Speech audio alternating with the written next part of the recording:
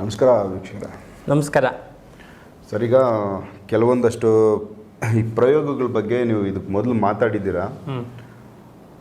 ಕೆಲವೊಂದು ನಿಗೂಢವಾದ ಸ್ಥಳಗಳು, ಅದರಲ್ಲೂ ಕೇರಳ ಕಡೆ ಹೋಗಿ ಕೆಲವೊಂದು ಶತ್ರುಗಳಿಗೆ ಸಂಬಂಧಪಟ್ಟಂತೆ ಯಾರೋ ಒಬ್ಬರು ವೈರಿಗಳ ಮೇಲೆ ಅವರನ್ನು ಮಟ್ಟ ಹಾಕಬೇಕು, ಇಲ್ಲ ಅವರನ್ನು ಬೀಳಿಸಬೇಕು, ಅವರನ್ನು ಬೆಳೆಯಕ್ಕೆ ಬಿಡಬಾರ್ದು, ಆ ಥರಕ್ಕೆ ಸಂಬಂಧಪಟ್ಟಂತೆ ಹೋಗಿ ಕೇರಳದಲ್ಲಿ ಒಂದು ಮಾಂತ್ರಿಕರ ಹತ್ರ ಎಷ್ಟೋ ತುಂಬ ದುಡ್ಡು ಖರ್ಚು ಮಾಡಿ ಪ್ರಯೋಗಗಳು ಮಾಡಿಸ್ತಾರೆ ಅಂತ. ಮೊನ್ನೆ ರೀಸೆಂಟಾಗಿ ಅವ್ರ ಹೆಸರು ಹೇಳೋದು ಬೇಡ, ನಮ್ಮ ರಾಜಕೀಯದಲ್ಲೇ ಕೆಲವೊಂದಷ್ಟು ದೊಡ್ಡ ದೊಡ್ಡ ವ್ಯಕ್ತಿಗಳು ಯಾರೋ ನಮ್ಮ ಮೇಲೆ ಹೋಗಿ ಅಲ್ಲಿ ಕೇರಳದಲ್ಲಿ ಇಷ್ಟೊಂದು ಕುರಿ ಮರಿ ಮೇಕೆ ಏನು ಕೋಣ ಗಿಣ ಬಲಿ ಕೊಟ್ಟು ನಮ್ಮ ಮೇಲೆ ಒಂದು ಪ್ರಯೋಗ ಮಾಡಿಸ್ತಾ ಇದ್ದಾರೆ ಅಂತ ಹೇಳಿದ್ರು. ಸೊ ಇವೆಲ್ಲ ಒಂದಷ್ಟು ವಿಚಾರ ಆಚೆ ಬಂತಲ್ಲ, ಹಾಗಾಗಿ ಈ ಪ್ರಶ್ನೆ ನಿಮಗೆ. ಅಷ್ಟೊಂದು ಕ್ರೂರವಾಗಿ ಘೋರವಾಗಿ ದೊಡ್ಡದಾಗಿ ಏನೋ ಒಂದು ಪ್ರಯೋಗ ಅಷ್ಟು ಪ್ರಾಣಿಗಳನ್ನ ಬಲಿ ಕೊಟ್ಟು ಮಾಡಿಸ್ತಾರೆ ಅಂದಾಗ ಆ ಎಫೆಕ್ಟು ಇವರಿಗೆ ತಗುಲುತ್ತಾ, ಅದು ಪವರ್ಫುಲ್ ಇರುತ್ತಾ, ಆ ಒಂದು ಪ್ರಯೋಗ ಏನಂತ ಕರಿಬೋದು, ಯಾವ ಪ್ರಯೋಗ ಅದು, ಮತ್ತು ಆ ಪ್ರಯೋಗ ಮಾಡೋದು ಒಳ್ಳೆಯದಾ ಕೆಟ್ಟದ್ದಾ? ಸೊ ಕಂಪ್ಲೀಟ್ ಅದರದ್ದೊಂದು ಡೀಟೇಲ್ ವಿಚಾರ ತಿಳಿಸಿ. ಖಂಡಿತ. ಶ್ರೀ ಗುರುಭ್ಯೋ ನಮಃ. ಹರಿ ಓಂ. ಗುರು ಬ್ರಹ್ಮ ಗುರು ವಿಷ್ಣು ಗುರುದೇವೋ ಮಹೇಶ್ವರ ಗುರು ಸಾಕ್ಷಾತ್ ಪರಬ್ರಹ್ಮ ತಸ್ಮೈ ಶ್ರೀ ಗುರುವೇ ನಮಃ. ಬಹಳ ವಿಶೇಷವಾಗಿ ಮಾಂತ್ರಿಕ ಪ್ರಯೋಗಗಳು. ಮಾಂತ್ರಿಕ ಪ್ರಯೋಗದಲ್ಲಿ ತಾಂತ್ರಿಕ, ಮಾಂತ್ರಿಕ, ಯಾಂತ್ರಿಕ ಈ ಮೂರು ಕೂಡ ಬರುತ್ತೆ. ಕೇರಳದಲ್ಲಿ ಯಾಂತ್ರಿಕ ಮಾಂತ್ರಿಕ ಪ್ರಯೋಗಗಳು ಬಹಳ ನಡೆಯುತ್ತೆ. ಸೊ ಇದರಲ್ಲಿ ಶತ್ರು ನಾಶಕ್ಕೆ ಅಂತ ಹೇಳಿ ಒಂದಷ್ಟು ಬಹಳ ಕ್ರೂರವಾಗಿರ್ತಕ್ಕಂಥ ಪ್ರಯೋಗಗಳನ್ನ ಮಾಡ್ತಾರೆ. ಆದರೆ ಇದು ನಡೆಯುತ್ತಾ ಇಲ್ವಾ ಅಂತಕ್ಕಂಥದ್ದು ಬಹಳ ಒಂದು ಕುತೂಹಲ. ಹೌದು, ಎಲ್ಲರೂ ನಡೆಯುತ್ತೆ ಅಂತ ಹೇಳ್ಬಿಟ್ಟೆ ಮಾಡಿಸ್ತಾರೆ. ಆದರೆ ಆ್ಯಕ್ಚುಲಿ ನೋಡಿ, ಇವಾಗ ಹೆಂಗೆ ಇದು ಕಾನ್ಸೆಪ್ಟ್ ಹೆಂಗೆ ಅಂದರೆ, ಈಗ ಮನೆಗಳಲ್ಲಿ ಒಂದು ಹೋಮ ಮಾಡಿಸ್ಬಿಡ್ತಾರೆ, ಒಂದು ವರ್ಷ ಆಗಿಬಿಡುತ್ತೆ. ಒಂದು ವರ್ಷ ಆಗಿದ್ದಾಗ ನಮ್ಮಂಥವ್ರ ಹತ್ರ ಬರ್ತಾರೆ, ನಾವು ಕೇಳ್ತೀವಿ ಏನು ಹೋಮ ಮಾಡಿಸಿದ್ರಿ ಅಂತ.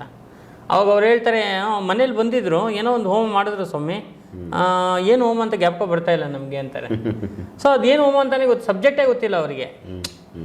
ಸೊ ಆ ರೀತಿಯಲ್ಲಿ ಇದೊಂದು ಒಂಥರ ಏನು ಮಾಡ್ತಾರೆ ಅಂದರೆ, ಏನೋ ಒಂದು ಹೆಸರಿಟ್ಬಿಡೋದು, ಅದೊಂದೇನೋ ಒಂದು ಪ್ರಯೋಗ ಮಾಡಿಬಿಡೋದು. ಇದರಿಂದ ಯಾವತ್ತೂ ಕೂಡ ಅದು ಸಕ್ಸಸ್ ಆಗಲ್ಲ. ಮತ್ತು ಇದು ಓಪನ್ ಅಪ್ ಆಗಿ ನಡೆಯುವಂಥದ್ದಲ್ಲ. ಇದು ಬಹಳ ರಹಸ್ಯಮಯವಾಗಿ ಮಾಡಿಸುವಂಥ ಪ್ರಯೋಗಗಳು. ಎದುರುಗಡೆ ಆಪೋಸಿಟ್ ವೈರಿಗೆ ಗೊತ್ತಾಗೋಯ್ತು ಅಂದರೆ ಮತ್ತೆ ಇನ್ನೇನು ಪ್ರಯೋಜನ ಆಯ್ತು ಇವ್ನು ಮಾಡಿಸ್ಬಿಟ್ಟು? ಏನೂ ಇಲ್ಲ. ಒಂದು. ಎರಡನೇದು, ನೀವು ತುಂಬ ಒಳ್ಳೆಯ ಅದ್ಭುತವಾಗಿರ್ತಕ್ಕಂಥ ಪ್ರಶ್ನೆಗಳನ್ನ ಕೇಳಿದ್ರಿ. ಯಾಕೆ ಬಲಿಯನ್ನು ಕೊಟ್ಟು ಮಾಡ್ತಾರೆ? ಏನು ಈಗ ಬಲಿ ಕೊಟ್ಟು ಏನು ಮಾಡ್ತಾರೆ ಅದನ್ನು? ಹೌದು, ಏನೋ ದೊಡ್ಡದಾಗಿ ಅಷ್ಟು ಕ್ರೂರವಾಗಿ ಏನೋ ಬಲಿ ಕೇಳಿ ಅದು ಕೆಲಸ ಮಾಡುತ್ತಾ? ಹೌದು. ಈಗ ಬಲಿ ಕೊಡ್ತಾರೆ, ಕತ್ತರಿಸ್ತಾರೆ, ಹೌದು, ರಕ್ತ ಕೆಳಗಡೆ ಬೀಳುತ್ತೆ, ದೇಹ ತುಂಡಾಗತ್ತೆ, ಅಷ್ಟೇ, ಮುಗೀತಲ್ಲ. ಅದನ್ನೇನು ಮಾಡ್ತಾರೆ? ದೇಹನ ಸುಡೋದೋ ಇಲ್ಲ ಅವರೇ ತಿನ್ನೋದೋ ಏನೋ ಒಂದು ಮಾಡ್ತಾರೆ, ಬಿಟ್ಬಿಟ್ಟಿವಿ. ಇವಾಗ ನಮ್ಗೆ ಬೇಕಾಗಿರೋದೇನು ಅಂದರೆ, ಆ ಬಲಿ ಕೊಟ್ಟ ಮೇಲೆ ಆ ಬಲಿಯಿಂದ ಏನಾಗುತ್ತೆ ಅಂತಕ್ಕಂಥದ್ದು ಬಹಳ ವಿಶೇಷ. ಯಾರಿಗೂ ಇದ್ರ ಸಬ್ಜೆಕ್ಟೇ ಗೊತ್ತಿಲ್ಲ, ಯಾಕೆ ಕೊಡ್ತಾರೆ, ಏನು ಕೊಡ್ತಾರೆ ಅಂತ. ನೋಡಿ, ಶಾಸ್ತ್ರದಲ್ಲಿ ಬರೀ ಕುರಿನ ಕೋಳಿನ ಕೊಡೋದೇ ಬಲಿ ಅಂತ ಹೇಳಿ ಕರೆದಿಲ್ಲ. ಅನ್ನ, ಕುಂಬಳಕಾಯಿ, ಆಮೇಲೆ ಇದು ಉದ್ದಿನ ಬೇಳೆ, ಮೊಸರು, ಲಿಂಬೆಹಣ್ಣು, ಸೌತೆಕಾಯಿ, ಕೇಳೋದು ಜಾಸ್ತಿಯಾಗಿ ಸೌತೆಕಾಯಿ ಕೊಡ್ತಾರೆ. ಸೌತೆಕಾಯಿ ಬಲಿ ಲೆಕ್ಕ ಇದೆಲ್ಲ. ಈಗ ಇಲ್ಲಿ ಹೆಂಗೆ ಲಿಂಬೆಹಣ್ಣು ಹೊಡಿತಾರೋ ಅಲ್ಲ, ಹಂಗೆ ಸೌತೆಕಾಯಿ ಹೊಡಿತಾರೆ. ಸೊ ಹಾಗಾಗಿ ಇದು ಬಲಿ ಕೊಡೋದು ಅಂತ ಹೇಳಿ. ಬಲಿ ಕೊಡೋದು ಅಂದರೆ ಏನಾಗುತ್ತೆ ಅಂದರೆ, ಅಲ್ಲಿ ಒಂದು ರಹಸ್ಯವಾಗಿರ್ತಕ್ಕಂಥ ಸೂಕ್ಷ್ಮವಾಗಿರ್ತಕ್ಕಂಥ ಒಂದು ಶಕ್ತಿ ಕಾಯ್ತಾ ಇರುತ್ತೆ. ಇದಕ್ಕೋಸ್ಕರ ಏನು ಮಾಡುತ್ತೆ, ಅಲ್ಲಿ ನಿಜವಾಗ್ಲೂ ನಮ್ಮ ಕಣ್ಣಿಗೆ ಕಾಣಿಸ್ತಕ್ಕಂಥ ಆ ಒಂದು ವಸ್ತುವನ್ನು ತಗೊಳ್ಳಲ್ಲ, ಅದರಲ್ಲಿರೋವಂಥ ಪ್ರಾಣ ಅಂತಕ್ಕಂಥ ಶಕ್ತಿ ಇರುತ್ತಲ್ಲ, ಎನರ್ಜಿ, ಆತ್ಮನ ಅದು ಸ್ವೀಕಾರ ಮಾಡುತ್ತೆ, ತಗೊಳುತ್ತೆ. ಉದಾಹರಣೆಗೆ ಒಂದು ಊದುಬತ್ತಿ ಹಚ್ಚಿಟ್ಟಿರ್ತಾರೆ, ಅದ್ರ ಹೊಗೆ ನಿಮ್ಮ ಮೂಗಿಗೆ ಬಡ ತಕ್ಷಣ ನೀವೇನಂತೀರಾ? ಆಹಾ, ಎಂಥ ಪರಿಮಳ ಅಂತೀರ. ಹಾಗೆ ಅದು ಆ ಹೊಗೆನ ನೀವು ತಗೊಂಡಿದ್ದೀರ ಒಳಗಡೆ, ಸ್ವಾದ ತಗೊಳ್ಳೋದು. ಅದೇ ಥರ ಈ ಬಲಿ ಅಂತ ಕೊಟ್ಟ ಮೇಲೆ ಅದರ ಒಂದು ಬಲಿನ ತಗೊಳುತ್ತೆ. ಯಾವುದು ತಗೊಳುತ್ತೆ ಅಂದರೆ, ಇದರಲ್ಲಿ ತುಂಬ ಸಾತ್ವಿಕವಾಗಿರ್ತಕ್ಕಂಥ ಯಾವುದೇ ದೇವತೆಗಳು ಈ ಬಲಿಯನ್ನು ಕೇಳಲ್ಲ, ಕೊಟ್ಟರು ತಗೊಳ್ಳಲ್ಲ. ತುಂಬ ರಾಜಸಿಕವಾಗಿ ತಾಮಸಿಕವಾಗಿ ಯಾವುದು ಇರುತ್ತೋ ಅಂತಹ ಒಂದು ಉಗ್ರವಾಗಿರ್ತಕ್ಕಂಥ ದೇವತೆಗಳು ಮಾತ್ರ ಇದನ್ನು ತಗೊಳುತ್ತೆ.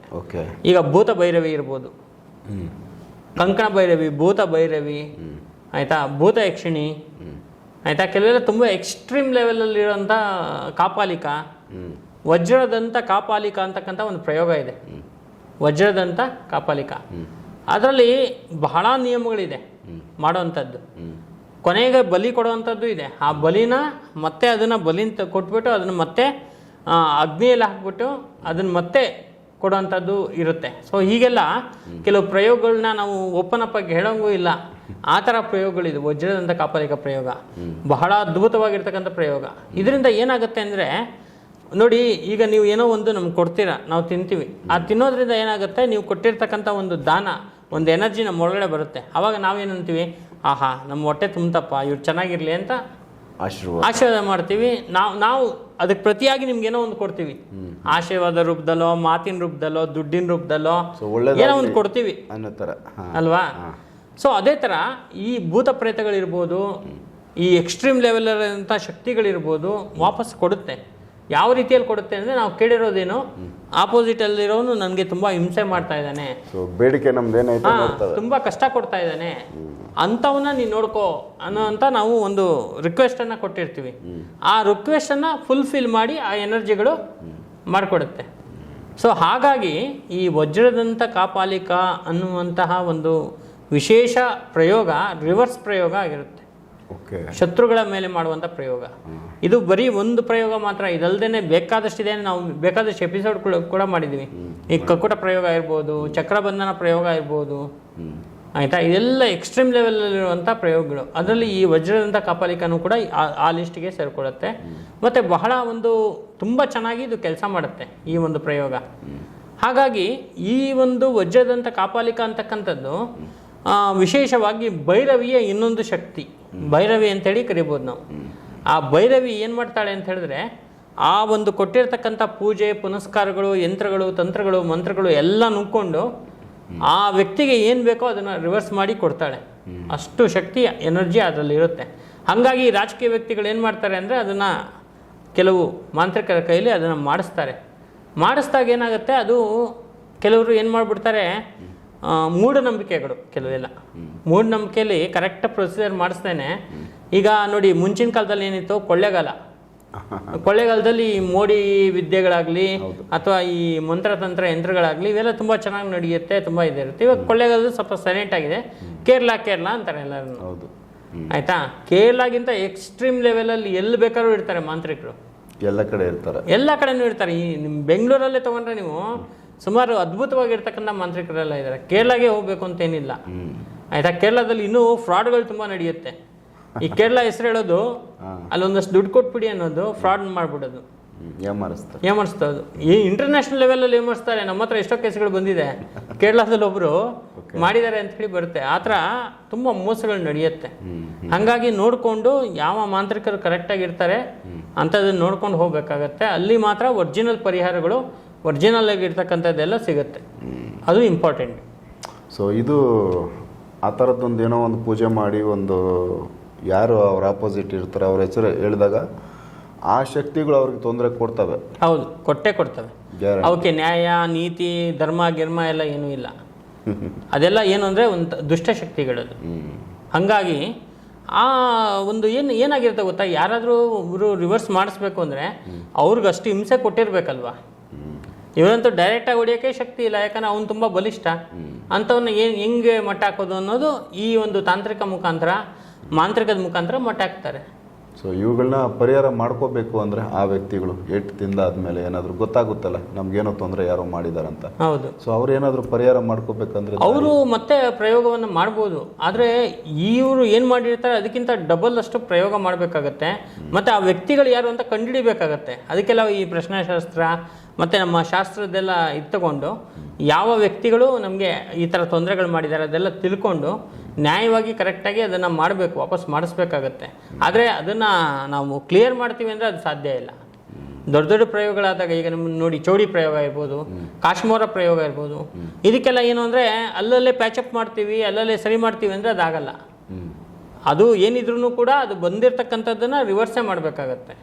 ಸೊ ಅಂಥ ಒಂದು ಪ್ರಯೋಗದಲ್ಲಿ ಲೀಸ್ಟಿಗೆ ಸೇರ್ಕೊಳ್ಳೋದೇ ವಜ್ರದಂಥ ಕಾಪಾಲಿಕ ಪ್ರಯೋಗ. ಸೂಪರ್. ಸೊ ವೀಕ್ಷರೇ, ಇದೊಂದು ತುಂಬ ಭಯಂಕರವಾದ ವಿಚಾರ. ದೊಡ್ಡವರು ಸಣ್ಣ ಪುಟ್ಟದವ್ರು ಆಗಲ್ಲ, ಲಕ್ಷಗಳು ಖರ್ಚು ಮಾಡಿ ಮಾಡೋ ಥರದ್ದು ವ್ಯಕ್ತಿಗಳಾದರೆ ಈ ಥರದ ಪ್ರಯೋಗಗಳನ್ನ ಮಾಡ್ತಾರೆ. ಇವು ದೊಡ್ಡ ಮಟ್ಟದಲ್ಲಿ ನಡೆಯೋದು, ಸಣ್ಣ ಪುಟ್ಟದಲ್ಲಿ ಆಲ್ಮೋಸ್ಟ್ ಇದು ನಡೆಯೋಕ್ಕಾಗಲ್ಲ. ಯಾಕಂದರೆ ಅಷ್ಟೊಂದು ಖರ್ಚುಗಳು ಮಾಡೋ ಶಕ್ತಿ ಸಣ್ಣ ಪುಟ್ಟ ಜನಕ್ಕೆ ಇರಲ್ಲ. ಸೊ ಹಾಗಾಗಿ ಇದು ಒಂದು ವಿಚಾರ. ಇತ್ತೀಚಿನ ದಿನಗಳಲ್ಲಿ ಒಬ್ಬರು ರಾಜಕೀಯ ವ್ಯಕ್ತಿಗಳು ಇದ್ರ ಬಗ್ಗೆ ಮಾತಾಡಿದರು. ಹಾಗಾಗಿ ಆ ಒಂದು ಪ್ರಶ್ನೆ ಅದು ಸತ್ಯ ಇದೆ ಅಥವಾ ನಡೀತದೆ ಅನ್ನೋದು ವಿಚಾರನ ಸಂತೋಷ್ ಭಟ್ರು ತಿಳಿಸಿದ್ದಾರೆ. ಸೊ ನೆಕ್ಸ್ಟ್ ಬೇರೆ ವಿಚಾರಗಳನ್ನ ಅವ್ರ ಜೊತೆ ಮಾತಾಡ್ತಾ ಹೋಗ್ತೀನಿ. ಎಪಿಸೋಡ್ ನೋಡ್ತಾ ಹೋಗಿ ವೀಕ್ಷಕರೇ. ನಮಸ್ಕಾರ. ನಮಸ್ಕಾರ.